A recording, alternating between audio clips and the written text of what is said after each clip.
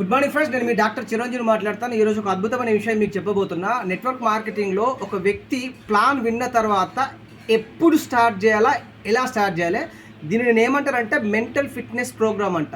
దీంట్లో మీరు ఫాలో అవ్వాల్సిన నెంబర్ 1 స్టెప్ ఏంటంటే ఖచ్చితంగా ప్రోడక్ట్ వాడాలి. మన వ్యాపారం ఉంటేనే ప్రోడక్ట్తో మీరు ప్రోడక్ట్ వాడి వేరే వాళ్ళకి ప్రోడక్ట్ వాడమని రికమెండ్ చేయాలి. మీరే ప్రోడక్ట్ వాడకుండా ప్రోడక్ట్ రికమెండ్ చేస్తే అది క్రైమ్తో సమానం. So first step number 1 product వాడండి. స్టెప్ నెంబర్ 2లో యాజ్ అప్లైన్గా మీరు కొన్ని వీడియోస్ పంపించండి.